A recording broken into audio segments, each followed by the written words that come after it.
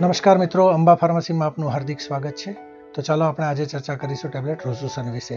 Tablet રોઝુસન એક રોઝુવાસ્ટેટિન નામની દવાનું ઉત્પાદન છે જે સામાન્ય રીતે 5, 10, 20 અને 40 મિલીગ્રામના પાવરમાં ઉપલબ્ધ હોય છે. અન્ય પ્રમુખ ઉત્પાદનોની વાત કરીએ તો આપણા દેશમાં રોઝુસન, રોઝુકર, રોઝુવાસ, રોઝુમેક અને રોઝડે જેવા પ્રમુખ ઉત્પાદનો ભારતીય બજારમાં દરેક દવાની દુકાન પર ઉપલબ્ધ જોવા મળે છે. તો મિત્રો, આવો જાણીએ આપણા શરીરમાં રોઝુસન કેવી રીતે કામ કરતી હોય છે. રોઝુસન એક રોઝુવાસ્ટેટિન બ્રાન્ડ છે જે HMG કોએન્ઝાઇમ રેડક્ટેઝ ઇન્હિબિટર ક્લાસની દવા છે જે આપણા શરીરમાં ચરબીનું નિયંત્રણ કરવા માટે ઉપયોગી હોય છે. તો રોઝુસનની અસર સમજવા માટે મિત્રો આપણા શરીરમાં ચરબીનું વહન સમજવું ખૂબ જ મહત્વનું છે. તો આવો જાણીએ આપણા શરીરમાં ચરબીના વહન વિશે. હા મિત્રો, તો આપણા શરીરમાં ચરબીનું વહન ટોટલ 4 પ્રકારની ચરબીઓ દ્વારા થતું હોય છે. નંબર 1 HDL કોલેસ્ટ્રોલ, જેને આપણે હાઈ ડેન્સિટી લિપોપ્રોટીન તરીકે પણ ઓળખીએ છીએ, જે આપણા શરીર માટે ખૂબ જ ઉપયોગી છે અને બિલકુલ નુકસાન કરતા નથી.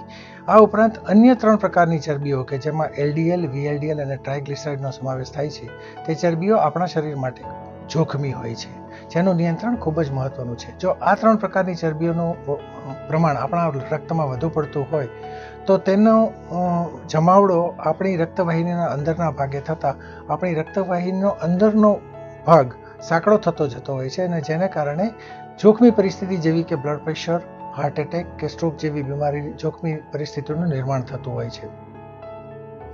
તો આપણા શરીરમાં આ 3 પ્રકારની ચરબીનું નિયંત્રણ રાખવું ખૂબ જ મહત્વનું છે. તો આવો મિત્રો જાણીએ કઈ રીતે આપણે આપણા ચરબીને પ્રમાણને નિયંત્રિત રાખી શકીએ.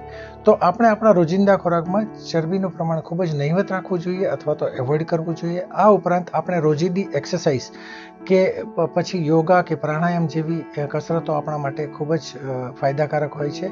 અને તેમ છતાં જો આ 3 પ્રકારની ચરબીનું પ્રમાણ આપણા રક્તમાં વધારે હોય તો આપણે નિયમિત પ્રમાણે સ્ટેટિન નામની દવાનું સેવન કરવું ખૂબ જ મહત્વનું છે. સામાન્ય રીતે ડૉક્ટર રોઝુસન 10 થી 20 મિલીગ્રામના ડોઝમાં રાત્રિના ભોજન સમયે લેવાનું સૂચવતા હોય છે.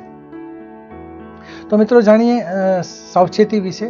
તો જો તમે રોઝુવાસ્ટેટિન 20 મિલીગ્રામની દવા લેતા હોય નિયંત્રિતપણે તો તમને સામાન્ય રીતે થોડો ગેસ થવો, ગેસ્ટ્રાઇટિસ થવું, આ ઉપરાંત શરીરમાં થોડો થાક અનુભવવા જેવી અસરો જોવા મળતી હોય છે. અને જો તમને શરીરમાં થાકનું પ્રમાણ વધારે પડતું જણાતું હોય અને તમે રોઝુસનના 20 મિલીગ્રામ કરતાં વધારે ડોઝનું સેવન કરતા હોય તો તેની જાણ તમારા ડૉક્ટરને અચૂકપણે તુરંત કરવી ખૂબ જ મહત્વની હોય છે. તો મિત્રો, આ વિડીયો જોવા બદલ આપ સૌનો ખૂબ ખૂબ આભાર. અને જો આ માહિતી આપને ઉપયોગી લાગે તો આ વિડીયો જરૂરથી લાઈક કરશો અને આપણા મિત્રોમાં શેર પણ કરજો.